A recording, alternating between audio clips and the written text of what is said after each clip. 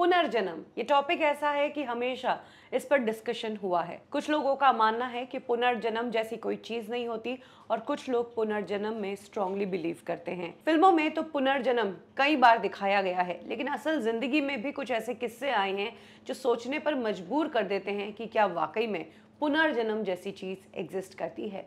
ऐसा ही एक मामला यूपी के मैनपुरी से आया है। यहाँ पर रहने वाला 4 साल का आर्यन अपनी माँ को बेटी कहकर बुलाने लगा। जब आर्यन 8 साल का हुआ तो अपनी नानी को अपनी पत्नी कहने लगा और अपने मामा को अपना बेटा कहने लगा। आर्यन की माँ रंजना ने बताया कि कैसे आर्यन जैसे जैसे बड़ा हुआ उसकी बातें अजीब होने लगी। रंजना ने बताया कि आर्यन जब 4 साल का हुआ तो उसने मेरे पीहर वाले गांव का नाम लिया और वहां से मेरे पीहर और मेरे पिता सबकी कहानी बताई। रंजना ने यह भी कहा कि आर्यन इस तरह से बात करता है जैसे वो मेरा पिता हो। एक्चुअली जिस वक्त रंजना प्रेग्नेंट थी तभी उनके पिता मनोज मिश्रा की डेथ हो गई थी। वो खेत में काम कर रहे थे, सांप ने उन्हें काट लिया था। सांप जहरीला था, इससे उनके आंखों की रोशनी चली गई। उसके बाद उन्हें हॉस्पिटल ले जाया गया तो वहां पर उनकी डेथ हो गई। पिता की डेथ के 20 दिन बाद ही रंजना ने एक बेटे को जन्म दिया और इस बेटे का नाम आर्यन रखा। आर्यन जब 4 साल का हुआ तो वो रंजना को माँ की जगह रंजना नाम से बुलाने लगा और उसके बाद उसने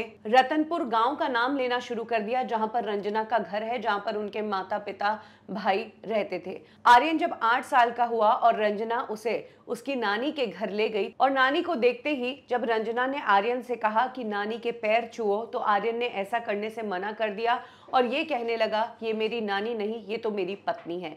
इतना ही नहीं, रंजना के भाई जो रिश्ते में आर्यन के मामा होते हैं उन्हें देखकर आर्यन जोर जोर से रोने लगा और कहने लगा कि ये मेरे बेटे हैं। आर्यन ने ना सिर्फ मनोज मिश्रा की पूरी डिटेल्स बताई बल्कि ये भी कहा कि मौत के वक्त मनोज मिश्रा के अकाउंट में कितने पैसे थे और परिवार की पूरी कहानी जो आर्यन को नहीं पता थी डिटेल से पूरे परिवार को सुनाई। जिस तरह से आर्यन मनोज मिश्रा की बातें करता है और परिवार के पुराने किस्से सुनाता है, उन किस्सों को सुनकर हर कोई हैरान है, क्योंकि वो सब किस्से तब के हैं जब वो पैदा भी नहीं हुआ था और वो किस्से उसे किसी ने बताए भी नहीं।